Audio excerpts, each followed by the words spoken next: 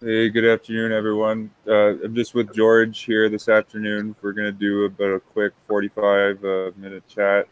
Me and George are also going to get together on Sunday or Monday night, just so a heads up for you guys. But we're just going to be discussing some current events that are going on right now in the world of geopolitics.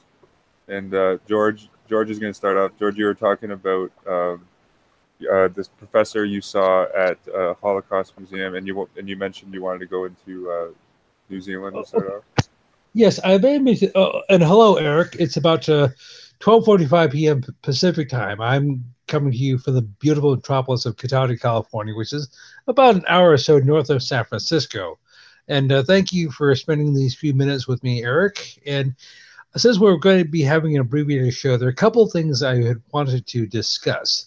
First, yes, I graduated from Sonoma State University in Roanoke Park, California, which is the adjacent town. I live about 3 miles or about 5 kilometers from my old campus. Um, so since 1983-84, in the spring semester, they do some. My alma mater does something called the Genesis Project, or I'm sorry, the Genocide Project. Um, in which on Tuesday afternoons they'll either show a movie, video, or have some speaker come in and talk about what happened during World War II or some other event, such as Armenia in the 19 teens, what happened in Cambodia in the 1970s, or other things. So I had been to three, and my first one was about a month ago. They had somebody, a lady showed a video on the Armenian genocide, and it was she presented a great deal of good information, and I learned a number of things I had not known before. However, she adroitly did not mention anything about the Vatican or the Jesuits or Franz von Papen, Vladimir Ladikowski, or anything along those lines. Now, the second two speakers, now, as I said, I've been to three of these presentations. As I said, the first one dealt with Armenia. The second one was last month. We had a lady came in, a Muslim from who was born in Pakistan, probably a Sunni, and she teaches at Manhattan College now in New York City. Now, much to my chagrin, I had never heard of Manhattan before. And surprise, surprise, it's Christian Brothers, and it is the alma mater of Rudy Giuliani, who just so happened to be the mayor of New York City on 9/11. And I I was asleep behind the switch because, Oh, as I said, just quickly on Giuliani, I'm pretty sure this is out there. He was knighted into like what was it, the Knights of Saint Lazarus, something mhm. something like that. It was a Knight of Malta or Knight of Saint Lazarus. I just wanted to bring that up quickly. Thank you. Well, good for him, and he deserved it.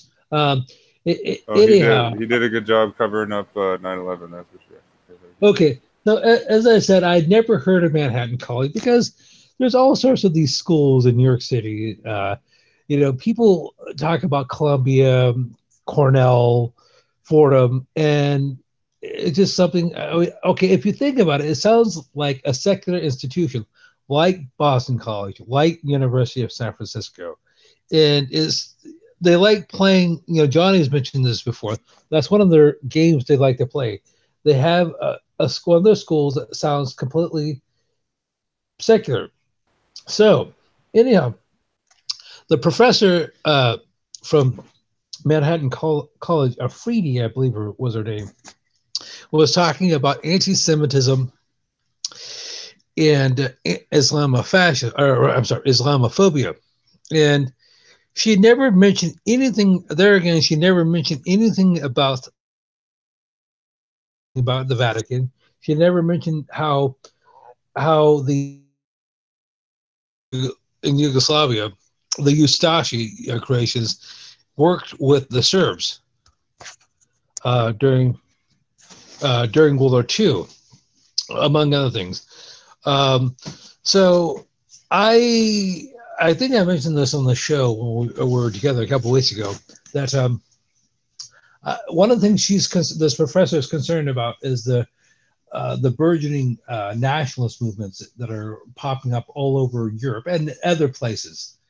And these people who are involved with these movements, particularly in places like Poland and Hungary, aren't amenable to taking in these refugees from places like Syria or Somalia or where Muslim countries. And she said that is a harbinger for another. In her opinion, that's a harbinger for another Holocaust.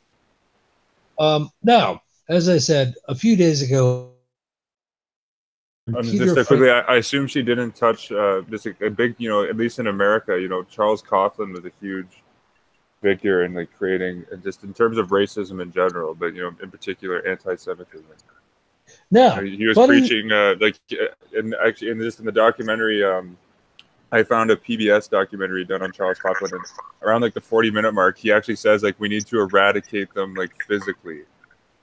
Mm-hmm. He was talking about the Jews. He's like, we need to eradicate them mentally, spiritually, and physically. So, he was preaching like full-on violence against the Jews. But so I just think it shows your point that like the fact that they don't talk about a figure. Charles Coughlin had millions of radio. He had like, at his height, he had like 30 million listeners.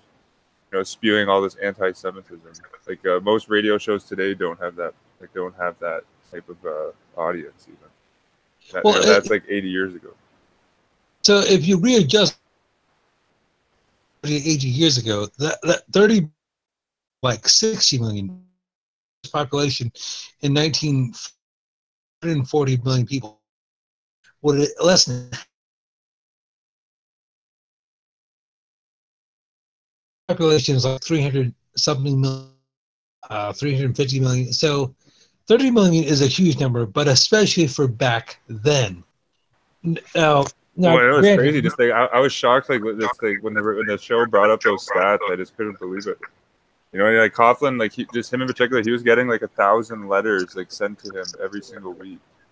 Most of these letters, were like praising him for ousting like the evil Jews that are out together, for example.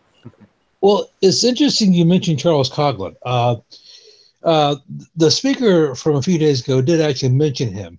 Now, the aforementioned speaker was Professor Peter Francis Hayes, who was born in Sacramento, California, but grew up in Boston, Mass. And he said, I'm Irish Catholic, and I had that. I was going to say Hayes, like he has to be Catholic. That's a Catholic last name. Well, yes. So he had, growing up in Protestant New England, he had that, as he said, he had that chip on the shoulder. So he is a retired professor at Northwestern, just outside of Chicago in Evanston. And so for something like 30 years, he taught his own Holocaust project. And he gave a class where he talked about the various mechanics of the Holocaust. Who participated in it? How was it executed? Where did they get the money? Where did they get the supplies? Who built the death camps? How did they come up with the idea of using things like Zyklon B? So he did mention the Catholic Church. He did actually mention Coughlin, but he just basically, as you said, he was just a rogue element in the Catholic Church that the church never got around to reining in. And just a key thing that the apologists don't say, like I think this is Canon 1306, is that like whenever a bishop is writing, like he has to have the expressed approval of his superiors. Yes. Which means that everything so this by canon law definition, the church was approving everything Coughlin was doing, and let alone like Coughlin's superior, I forget his first name, Father Gallagher. Like he even said Coughlin, had the voice of God. Father Coughlin has preached no heresy. But that's interesting though that seems to me like especially with with all the apologists, they deflect, say, oh, this is just one bad case. The Catholic Church is still, like the moral, they still have that moral integrity that we need to look up to. They're still a holy institution. Okay, then I just need to make a couple of editorial comments before I basically give you my assessment of what Hayes said on Tuesday. A large number of people aren't even where it took place, who was involved, things like that. And people that only know basically what Rome wants them to know. Something I you're breaking up there a little bit, George. Okay, the impression I got about the Holocaust was it was just a case of Hitler just happened to, Hitler and the Nazis just happened to be the time, they won. Germany was in the throes of a depression, which was actually far worse than that was here in the United States. And that tickled people. He was promising Germany great again. And if you just Hitler and the Nazis will fix everything. Now, one of the things that Hayes did point out was the Nazis only won something like 37% of the popular vote, so slightly more than a third, because they had to have runoff elections. So basically, 1 out of 3 eligible voters helped put Hitler into office, and so they just thought. Well, there was a long plan, like just right after the Treaty of Versailles, the Jesuit-trained Ferdinand Foch, who is the supreme commander of the Allied forces, he was a French general. He was the supreme Allied commander of the Allied forces during World War I. He was saying that the Treaty of Versailles, was too lenient on Germany. And like what the Treaty of Versailles did was, was completely economically enslaved Germany, so that like an ideologue like Hitler could come along and easily, have way amongst the masses. Like, it was the same exact reason why Charles Coughlin was so effective in America. It was during the Great Depression when everyone was completely broke, just like over in Germany. When you're dealing with people that are completely broke, like they're desperate, and they start looking, for someone who's giving them all the answers. And it makes it infinitely easier for characters like Hitler, Franco in Spain, Coughlin, all fascist dictators to take advantage of. Like for Jim Jones did the exact same thing. Jim Jones was preying primarily on vulnerable people. Same thing. Drug addicts, prostitutes, people. Yeah. In his case, like he would. He would go off the welfare rolls off the city of San Francisco, and from there he would find all sorts of people he could easily take advantage of. Well, of course, it's somewhat similar. I'm not saying that Trump has been quite as bad as, say, Hitler, but I can see some parallels between him and the Third Reich. And absolutely. Trump's buff. A lot of what this RussiaGate stuff has done is Trump has literally buffed up the police state. Like since 19 Donald Trump actually signed an executive order in 2019 recreating this U.S. military program called 1033, and this program has given like $5 billion to U.S. police departments and U.S. military surplus equipment, like literally grenade launchers, like light machine guns, tanks, Humvees, assault rifles, everything you can name. So, Trump is slowly building up the police state. Like his latest military budget was $750 billion. Like that. Like why is no one's talking about that in the media? I just noticed that. Like that's a record United States military budget, and that's what it's just it's amazing that Trump ran out. Like when he was, I remember like when he was running his campaign, he was speaking out against the wars in Iraq and Afghanistan. Yeah, I could literally 750 billion. Like I couldn't I had to refresh the screen when I first saw that. But it turns out it was the devout Catholic Secretary of Defense, James Mattis, who recommended that massive budget. And that's that's one of the Jesuits. Wherever they go, they build police states and they build up the military.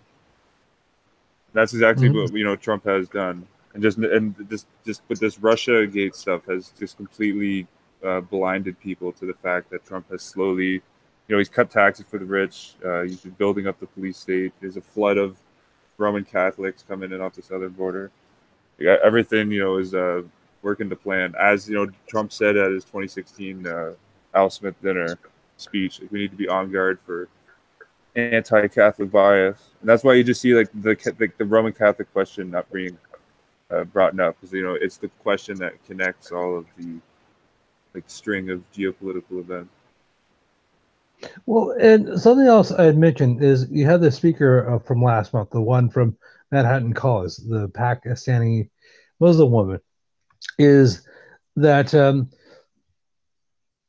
the Catholic Church in general and the Jesuits in 350 years or so, since the first 30 years war, they've preferred to use proxies to do her dirty work. During the 20th century and now, the two main proxies she's used in terms of killing people, in terms of culture, enslaving and killing people, has been Sunni Islam and atheist communism. They control both through. Okay, this is just my assessment. They appear to control both through Freemasonry and to a lesser extent through education, having advisors.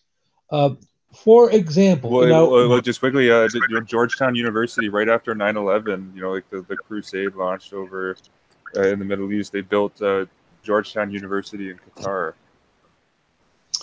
Okay. For instance, but a lot of the the elite leaders, I assume these are Sunni leaders, but I'll have to see. I wonder if Abdullah II, the King of Jordan, he went to Georgetown, for instance. Well, and the U.S. has a long history with Saudi Arabia, a very shady relationship with Saudi Arabia, and the Vatican just got into a full diplomatic relations with Saudi Arabia in 2007. But you're right. You're absolutely right, though. They use proxies, and just with China, just recently, there was a statue that was built in China. You let me. I'm gonna go. Have you seen this, George? I don't know if you can see my screen here. I'm gonna share it just because it's significant. But this was in 2010. Oh, why isn't it letting me share my screen?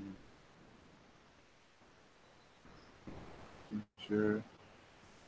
Okay, for some reason, it's not letting me screen share right now. Okay, but so I'll just tell the viewer then. Type in if you want to see the statue. It was a statue. Matteo Ricci was the first Jesuit to make deep headway into China. Matteo Ricci became like a member of the Chinese government for 3. If you want information on that, just read Theodore Greisinger's book, A History of the Jesuits. All the history of Matteo Ricci's mission to China is there. But there was a statue that was built in 2010 of this Jesuit in Macau, China.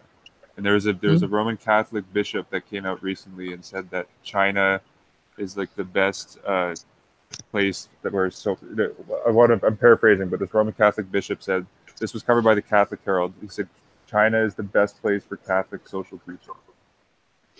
So they're openly telling you that they're endorsing this communist utopia, and that is essentially it's the utopia of Sir Thomas More, all the utopian writing comes from the Catholic Church. All of it. Another utopia was the Christianopolis utopia that was written by the pseudonym writer Jonas Valentin Andre, the Rosicrucian, who's actually Sir Francis Bacon. But he wrote this utopia book called Christianopolis with the Jesuit IHS logo right on the front cover. It was published 3 years before the reductions went up in Paraguay, for instance. They've been publishing all of these, the whole communist doctrine comes from them. Karl Marx was a pupil of the Jesuits. Essentially, you think about it, if there is a quote unquote communist Hall of Fame, Joseph Stalin's on the Communist Hall of Fame. He was trained by the Jesuits. Karl Marx is on the Communist Hall of Fame. He was trained by the Jesuits. And Fidel Castro would definitely be a Communist Hall of Famer, and he was trained by the Jesuits. And don't forget, locally for me, good old Jerry Brown, the ex-governor of my state. And he may very well have been a full-on priest, but that's another subject altogether. Oh, I think it's possible. He was the Attorney General. He chaired a commission at the UN, I think, or he was an envoy to the UN. I think David Walsh, I think was a lay Jesuit back in the 40s. I would say Jerry Brown is a lay Jesuit. Well, and of course, he was even friends with Jim Jones, and he was defending the People's Temple as of 2015. He was yeah, the People's Temple was a great time. We'd all get together and sing along and have songs. It was literally like a Nazi concentration camp. I mean, like Well, that was recent though. If you typed it, if the viewer wants to see that interview, I found this. I typed in Jerry Brown, Jonestown People's Temple, and there was like a 26. He was interviewed recently, 2 or 3 years ago, on the topic. okay. Well, you're talking about incognito Jesuits. I mentioned this to you before. This is just my opinion. I don't have proof. There's a figure back in the 19th century named John Nelson Darby, who lived from 1800 to 1892. He was notable for a number of things. He was a lawyer, deacon in the Church of Ireland, which is basically the Irish version of the Anglican Church, and he's involved with something called the Brethren, the Plymouth Brethren in England in the 1820s and 30s. He is considered to be the father of British dispensational futurism. But what that simply means in English is he was one of the first proponents, not the first, but one of the first proponents of the secret pre-tribulation rapture, and he was one of the people who advocated the recreation of the modern nation of Israel. They did not use the term Zionism in Darby's day, but you could say he was a proto-Zionist.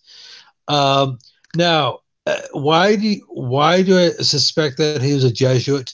Because you could relation by the name of he wrote. I probably did before 1800 1805, so just over 200 years ago. Oh, George, you're breaking up a little bit there. Okay.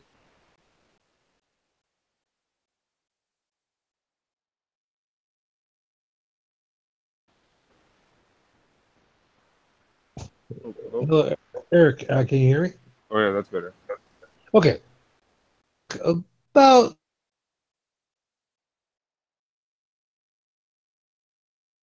glory and majesty, and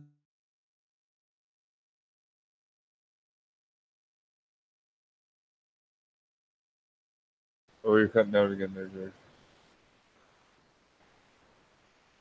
it was Spanish. So he wrote his Rabbi Joseph Jew book. So Irving, I'm not sure, came across it and decided to have it translated into English.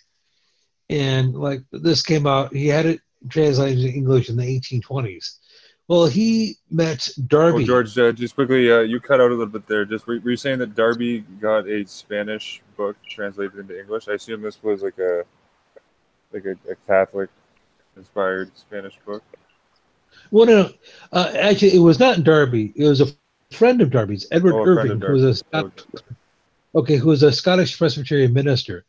So so Darby went from Scotland to England, from Scotland to Ireland, back to England.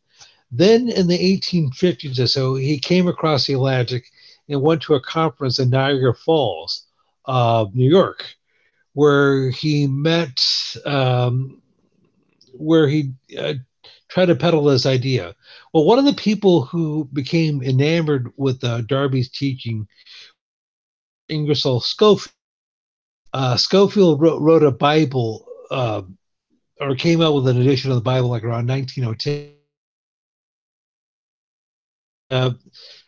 Darby is considered British dispensational futurism, and Schofield is considered to be the father of American dispensational futurism.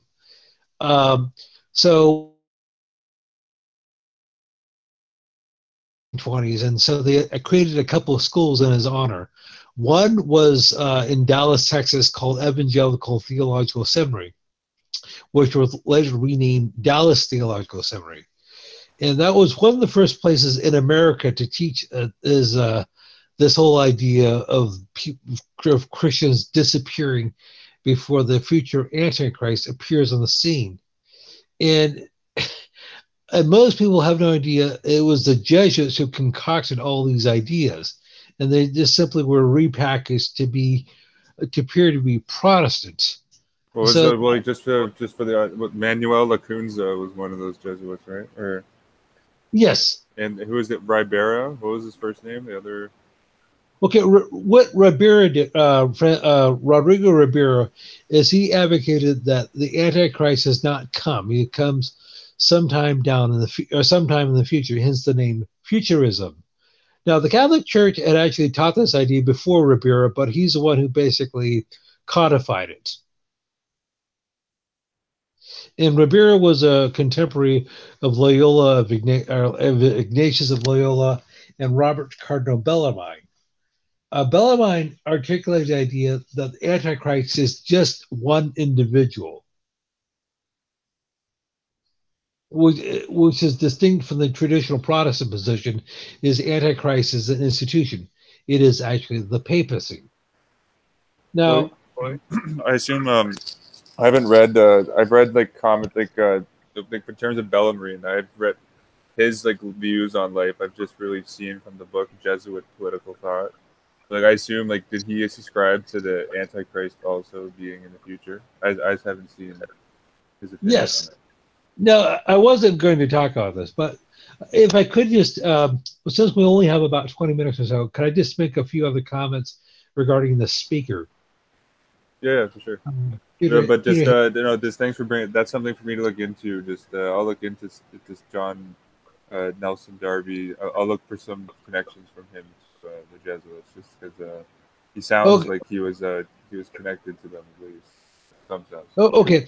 So the speaker Hayes. Now, two of the three speakers whom I've heard were somehow affiliated with the Catholic Church. As I said, Hayes grew up Irish Roman Catholic, and the speaker from a few weeks ago teaches at a Catholic school, Manhattan College in New York. So this is a clear case of gatekeeping. And as I just really quickly, George, I wonder if that's because there's a Catholic archbishop on like the Presidential Commission of Scholars. I wonder if that has something.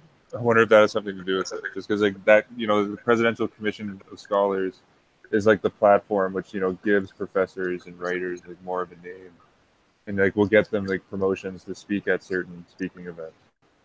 okay, like, for example, you're not going to see you'll never see Avram Manhattan's books promoted by this Presidential Commission of Scholars, for instance. While there's a Catholic priest, Donald Wuerl, and this Catholic priest who's on this commission has some pedophilia allegations against him as well. Oh, of course. And as I said to you before, the professor at the school that hosts the seminar, who is in charge of it, Diane Parnas, got her PhD from Georgetown. So so the bottom line, regardless of who comes in and speak, the speakers have been vetted and cleared by the machine. Yeah, I don't mean to sound conspiratorial. So they're basically going to make sure. Do you know if Parnas is connected at all to the Center of Strategic or the Center of Strategic International Studies, CSIS, at Georgetown? It's literally one of the most prominent military think tanks in the world. I recommend people look at like the membership list at CSIS. But you see, like Georgetown is not a normal university. Doesn't have prominent military think tanks like CSIS. The names of like Henry Kissinger, Subender Brzezinski, Alexander Haig, Vernon Walters, William Casey have been members. So like you can. I'm just saying, but if you by looking at the CSIS think tank at Georgetown, you'll clearly see that Georgetown is not like a regular university. Like there's something going on. Well, okay, so the bottom line is this is my opinion, and this will seem cogent, in that Parnas will invite these speakers to come to speak at this conference to make sure to basically cover the tracks for Rome and the Jesuits. As this Peter, they will talk a little bit about the Catholic Church and maybe individual figures. One of the things Hayes mentioned was Pius XII, Eugenio. He mentioned that Bocelli had spent Germany and he was enamored with Germany and the German language, and that was why he may have been so sympathetic or empathetic to Hitler and the Nazis, which is maybe partially correct. But He did Well, not like mention. many historians have claimed that Pacelli was like the best informed man in the Reich. What was going on, like in the Third Reich? Yeah, he was there for like 15 years. Basically. Yes. Also, now okay. There are two question and answer sections. After he got done his presentation, they'd have people go around. They'd ask you. You could raise your hand and you can ask them a question. Then there's a second series where you can go up and talk to them individually. Now, I get the impression I've only been there a few times, but I'm semi persona non grata. They did not. When I raised my hand for the Q&A section, they deliberately skipped me, even though they had They're plenty probably of. like, oh shoot, this guy again. Oh, Okay, so I did get a chance to ask him a question, and there's probably a dozen I wanted to pose to him. So I said, "Hey, could you talk a little bit about paperclip?" And he says, "Sure." Are you talking about the project, the CIA or the OSS or whatever it was, operated at just after the war to smuggle the Nazis out of Europe for the most part? And he said, yes. And he said, well, the rationale for that was since the United States was in this de facto war with Russia, the Cold War, they needed the expertise of these Nazis or ex-Nazis to help them because of their knowledge of Russia. Specifically, one of the names he mentioned was Reinhard Gehlen.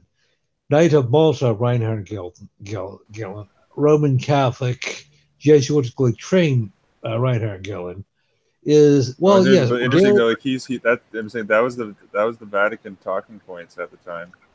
He's like, oh, we need to get these Nazis over to America to launch like our holy crusade against Russia, godless Russia. Well, yes. So that was the Vatican line. Interesting that he said that. Though. So one of the people who was maybe was semi-awake was saying, now I did not. I asked him a question privately, so nobody else could hear this. But one of the students asked him the question, "Hey, were there any U.S. corporations that were involved with Nazi Germany before or during the war, such as during the World War II?" And question. He said, "Yes, there were some, like DuPont. But they during the 1990s sent some envoys over. He didn't mention anything about Donovan, but yes, DuPont said, you know what, Germany seems like Nazi Germany seems to be pro-capitalist or anti-communist. Therefore, it would seem like a good place to do business." I'm saying with DuPont, did he just mention the envoys? Like, did he mention how like they got into cartel agreements with like IG Farben and BAG and like Krupp? Did he go into detail with like just specifically with DuPont, or did he just mention the envoys?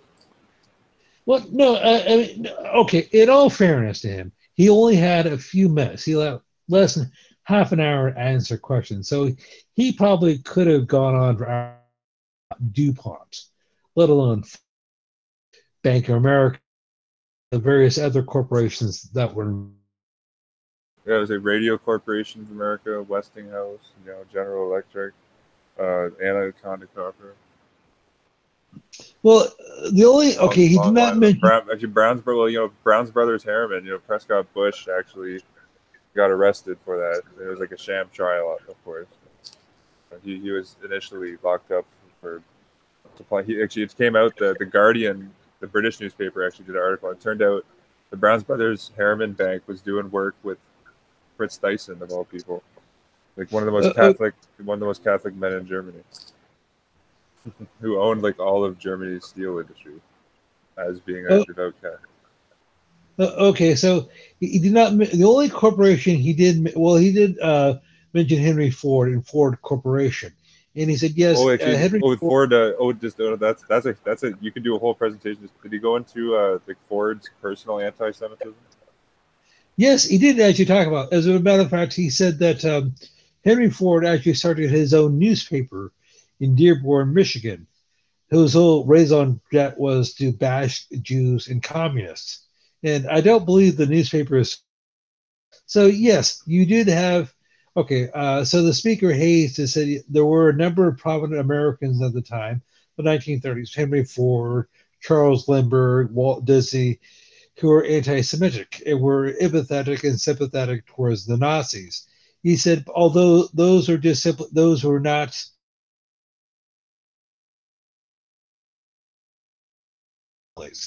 so he did not mention anything about about William J. Donovan. He did talk a little bit about the Nuremberg trials. He said, yes, the Americans have learned their lessons from Versailles about almost 30 years earlier. They said, you know what, we don't want to be overly harsh towards the Germans because we want to make this, we want to become West Germany to be serve as a bulwark against the Russian menace and the future Warsaw Pact, which the Jesuits were going to help create. But that's besides the point. So, in other words, well, I'm saying that's exactly what happened, and that's why Konrad Adenauer became the head of West Germany right away in 1949. Knight of Malta, Knight of the Golden Spur, Knight Supreme Order of Christ. Like Konrad Adenauer was like as devout. He might as well have had like a Roman Catholic priest like running West Germany. Like he went to Catholic mass every single day, but like he famously stacked his cabinet with Nazis. yes, Yeah, so there was over like 20 of them in Adenauer's cabinet. Like at the time. So I'm saying like okay. as he so like it's just I just wanted to mention so like, the Jesuits did fulfill their plan to a T, and that's why like the CIA like moved their headquarters into the IG Farben building in West Germany. There, keep going. Okay, something he didn't mention. He did talk about the Holocaust, the 6 million Jews who were extirpated by the Nazis in concentration camps or through secondary causes, exposure, hypothermia, diseases, and so forth. But the Nazis killed probably 11 or 12 million people, about half of whom were Jewish. A large number of them were Protestants. Some were actually liberal Catholics.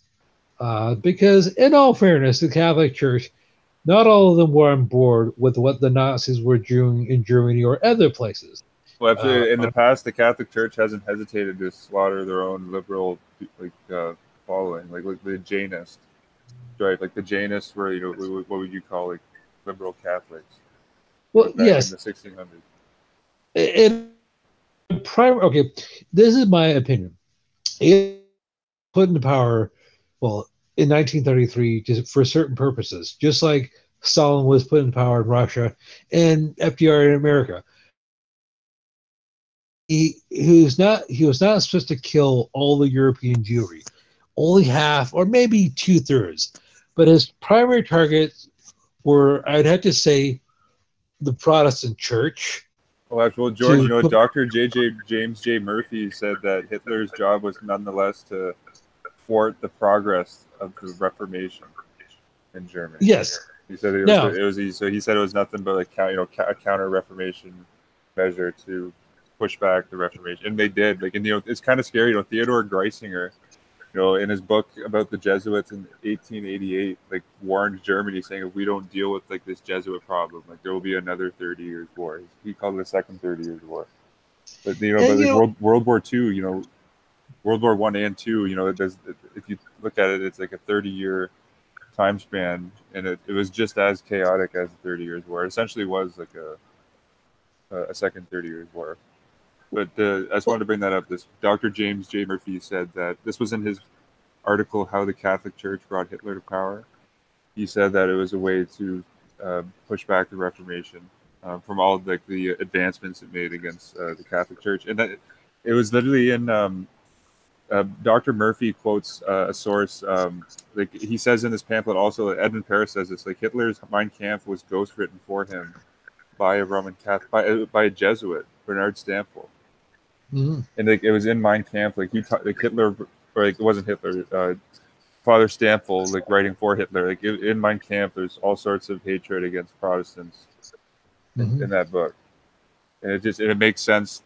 Like a lot of people don't realize, like Hitler himself, came up Catholic.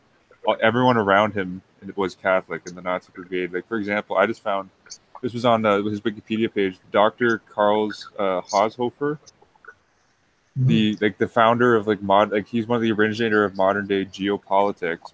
This Professor Haushofer, like one of his advisors was none other than Edmund Walsh, S.J.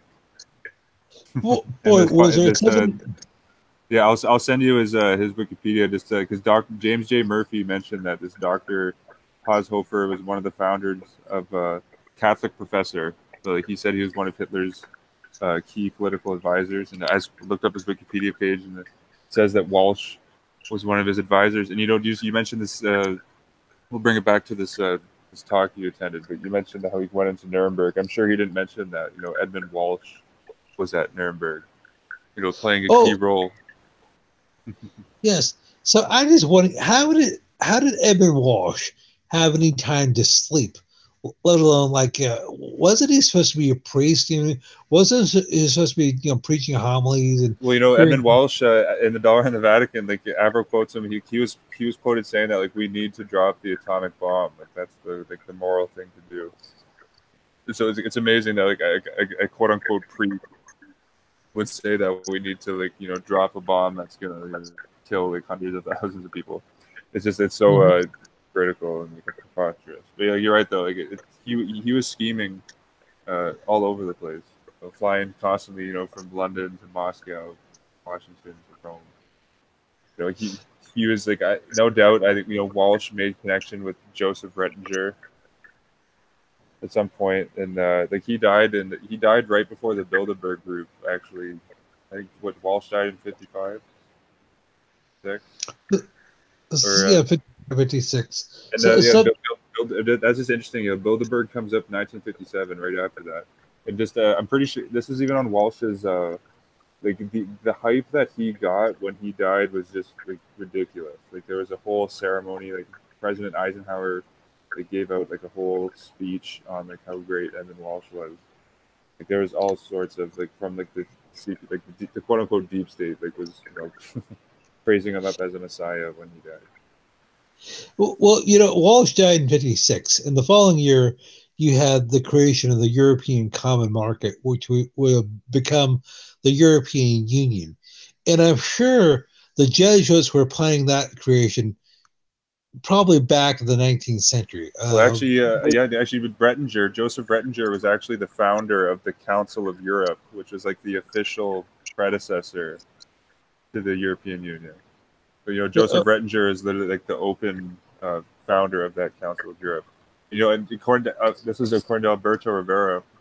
I haven't seen like another source for this, but like I think he's credible. He said the Jesuits, bankrolled the European Jesuits, funded the World Council of Churches in 1945 after the end of the Second World War. But that shows that like how long ago they were attempting to unite all of the Protestants of the world, like ecumenically.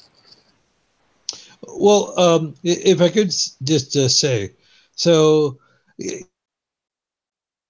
so Walsh died in 1956. You had the 57. You have the creation of the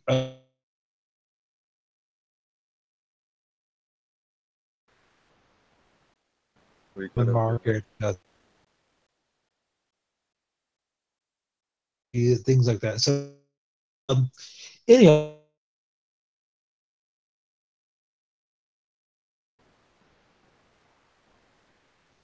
Oh, hello, you hear me, George? um, Or is this you're cutting out a little bit there? oh, you had the creation of the common market. 1954, you had the Johnson Amendment, which created 501c3, which basically uh, America. So you had in Europe that have a. Oh, George, you're cutting in and out still. Okay, I'm sorry. I don't know if that's just me. I don't know if the viewers like hear you clearly, but at least for me, you're cutting in and out a little bit.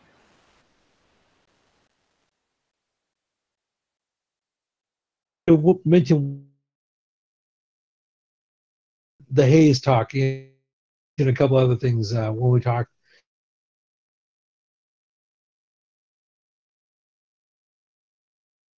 Ambassador to New Zealand is Scott Brown.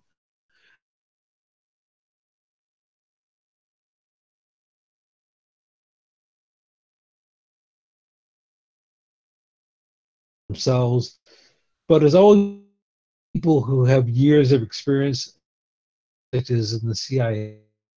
Um, and I mentioned to you on the phone last week that the New Zealand, basically the NZCIS, the New Zealand Criminal Investigation Services, is Mike Bush. And I made reference to an interview he did with the Jesuit magazine America. He did James Walsh, SJ, from like 4 or 5 years ago. And uh, ever since he's a kid, Bush said he was enamored with the U.S. FBI and with J. Edgar Hoover, John Edgar Hoover. As a matter of fact, he considered Hoover to be a role model of his. And Bush mentioned that growing up, he read everything he could on Walsh and the FBI. He read every book, he read every magazine article, every newspaper. And he basically knew he was like become the unofficial biographer of Hoover. And I'm sorry, I've tried to find the article going my so I can send it to you. So it helped. Oh, well, you know, the ambassador, I'll pull it up here. Shows that there's some mysterious stuff going on. Like the current United States ambassador, Scott Brown, he was Boston College. Where is he educated? Yeah, Boston College Law School. He got his doctorate from the Jesuit school. The current ambassador. This guy's just said he's had a pretty shady. There was a scandal with him. Where's that here? There's that on Wikipedia. I know Johnny sent a Cosmopolitan article over to me. But you know, like right after that Christchurch shooting, you know, it was just an obvious gun grab. They banned assault weapons right away off the bat. I think they made it even harder, you know, to get like all types of weapons, handguns, assault, any type of firearm. But that was an obvious. To me, that's an obvious, clear gun grab. There was a similar event that took place in Australia in back 1996. Was it the Queensland shooting? I don't know if one of those. But okay, so you in Australia, the UK, right around the same time, like 96, 97, there was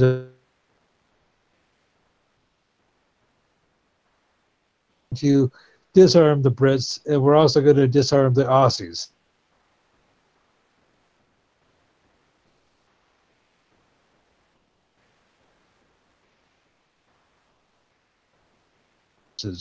One, not grab there, but they could use that. Say, hey, Bernie, say, we're not, or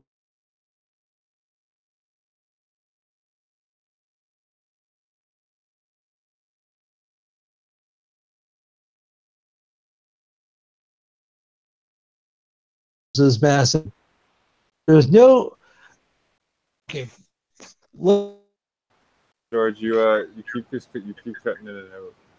Okay, I'm sorry. Okay, say for argument's sake, of March was organic. This shooting, whatever his name is, was legitimately crazy. He did like and neo-Nazi, all that sort of stuff, and he got some weapons and just shoot up these mosques. Okay, let us just say organic. It was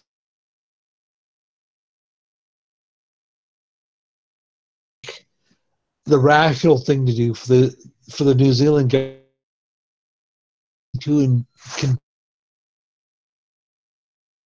who was tramps? How did he get pull off all these shootings? And take some time, take months, take a year before you take any sort of.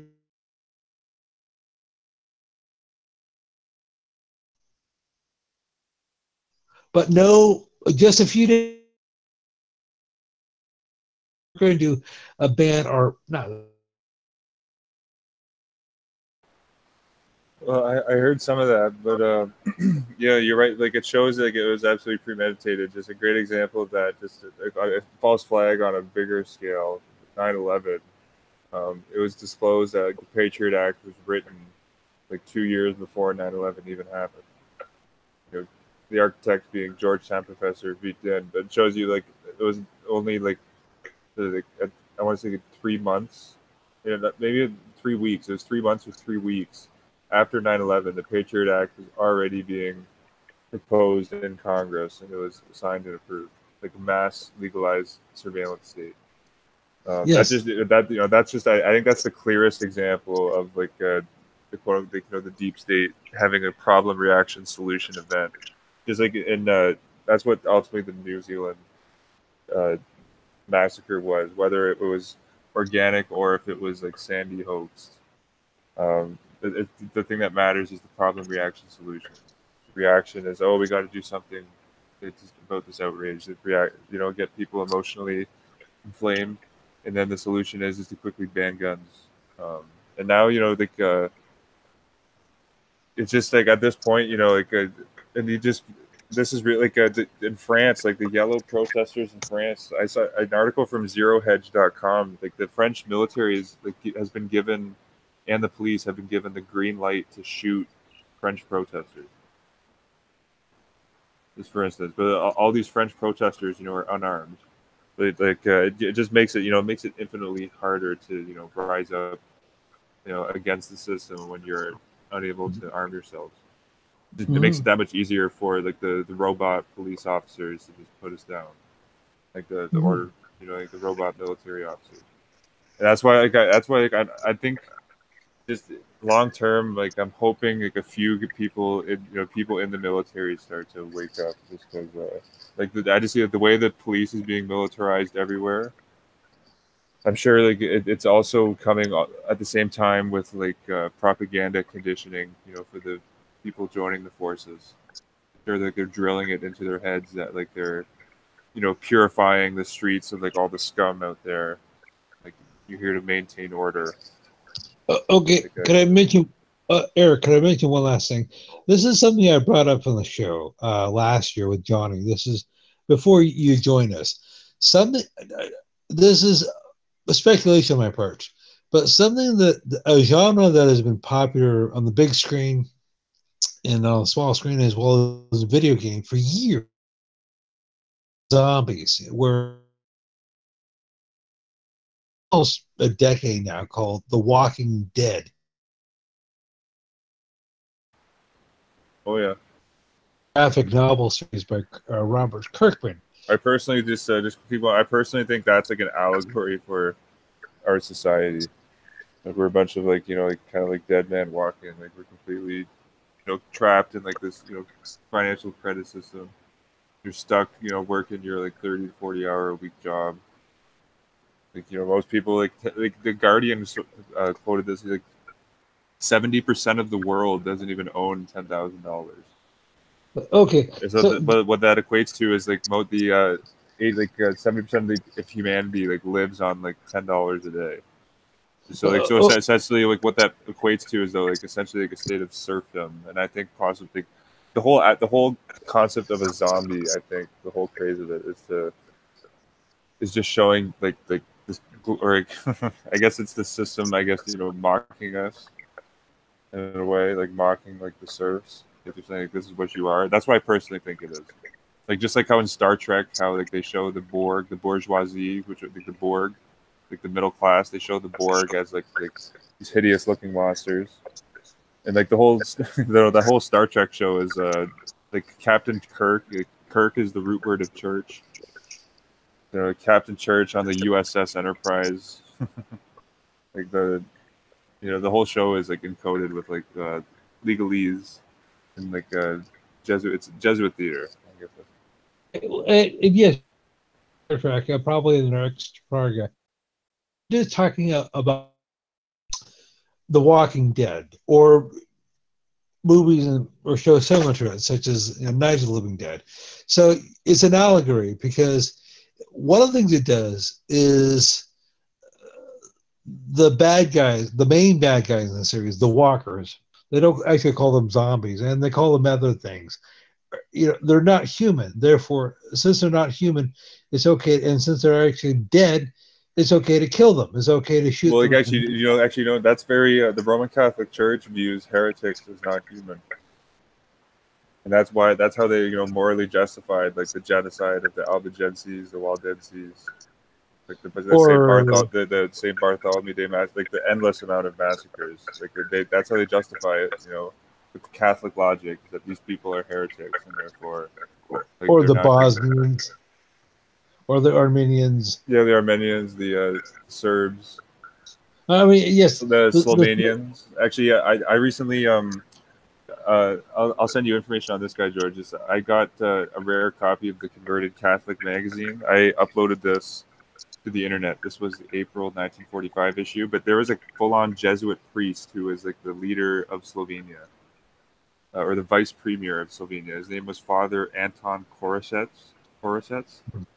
And did this Father Anton Korosets, just according to Father James J. Murphy, he said like he was leading. Essentially, he said it was like a precursor to the Pavelic bloodbath in Croatia. Like this Father Anton Korosets, set up a fascist secret police, and tens of thousands to hundreds of thousands of people in Slovenia. This was in between like 1919 and 1939. Like Slovenia was hot fascist. Well, there's a full on. I thought it was incredible. I just hadn't heard this guy because like the press suppresses truth, everywhere. But that's why the Converted Catholic magazine, like no one's heard of it, for example. But this Anton Korosets was a Jesuit priest who was the vice premier of Slovenia, and it's amazing because supposedly the Jesuits say they don't get involved in politics, right? Except for Robert Dryden, except for Jerry Brown, except for going back, Robert Petre was the Privy Councillor of England. He had a Jesuit priest as like the official Privy Councillor. Going back to the 1600s. Something like Trump's current wife Ivanka is from Slovenia, and she's a devout Roman Catholic. As a matter of fact, she's only the second officially first lady who is Catholic. As a matter of fact, that seems interesting. Actually, yeah, I'm pretty sure the first one was President John Tyler's wife. I think Julia Tyler. I've seen that she was President John Tyler was president from 1840 to 1845. I just found interesting with him, like he was very close friends with the Jesuit priests, Charles Constantine Pies, S.J., and James Ryder. And the U.S. President Tyler sent his son, Tazewell Tyler, to Georgetown. And Tazewell Tyler, like I think he was indoctrinated by the Jesuits, so he then joined the Confederate Army to fight for slavery. Interestingly, just at this time, but Ivanka, you're right, she is devout Catholic. But just with Trump, the mainstream media is completely silent on how the Roman Catholic Church is like completely infested. They always talk about, Russia, we can't have our government submitted to an alien rule. Like the Vatican, like Russia, is a country. It's a sovereign. It's its own like nation state. Mm-hmm. So like the hypocrisy is just incredible. There's like, we can't be submitted to a foreign, like a foreign sovereign nation, let alone the Vatican is like a foreign sovereign nation. And Donald Trump has said we need to be, on guard for anti-Catholic bias. He's like literally everyone, like 70% of his cabinet is Catholic. Imagine if 70% of his cabinet were Russian. Like there's no difference. Like Russia and the Vatican are both countries. Like imagine if Trump's cabinet was 70% Russian versus 70% Catholic. It would be it's amazing, but like I guess hypocrisy, I guess, is amusing. You know, Eric, laugh at. I probably should have. I actually have a prior commitment, and I probably should have got off the line about 15 minutes ago. So we try to talk about doing another show this Sunday or Monday. Yeah, we'll do. I'll be free Sunday or Monday. I'll let you know. Oh, okay. And there are a number of other topics I wanted to cover, and I just wanted to tie up a couple of loose ends about this presentation that I went to last Sunday. And you Yeah, know what? yeah, definitely. And for me, I'm gonna go into just some of the coup taking place in Venezuela. Just make some connections. No one's talking about how like the Black Pope, the general, who like the Jesuits view as like God himself. They'll do anything for their general. But the current Black Pope, Arturo Sosa, is from Venezuela, where this U.S. coup is taking place. Just an obvious oil grab. Venezuela has twice the size of the oil reserves as Saudi Arabia, and it's completely nationalized. And the new puppet opposition leader Guido says he's going to give the oil fields to U.S. corporations, and the United States has already like announced that Guido, the challenger to President Maduro, who had like a lawfully uh, legal government, like they've already announced that Guido is the ruler of Venezuela. Canada has already recognized Guido as the ruler of Venezuela. France, like all the the Jesuit puppet NATO countries are getting on board with this coup. I'll probably go into that a little bit more. Okay, and I'll look into what's going on in Venezuela and Russia as well, so I can be a little bit better prepped. Yeah, So it's on that note, yeah. There's a possible World War III type situation in the making, just because the U.S. has put some sanctions on a Russian pipeline, and Russia. I know that there's a Russian foreign minister who came out and like said that we're not going to allow the United States, bully, intimidate, like the continent of South America any longer. There's just some interesting. It's like the situation is escalating because the current Putin is close with the current government, and the United States is obviously like Nancy Pelosi went down to the papist. Nancy Pelosi went down to Venezuela and made all sorts of false, incorrect claims about how Maduro's government is like massacring his own people. Just kind of like the classic Saddam Hussein incubators propaganda that was happening in the 40s. But like they're propping up Maduro as essentially Saddam Hussein. well, During the Iraq War. okay. On that note, I'll have to bid you adieu, and I guess I'll talk to you probably the next couple of days. Yeah, I'll talk to you soon, George. Take care, man. Yeah, thanks You too. everyone for tuning in.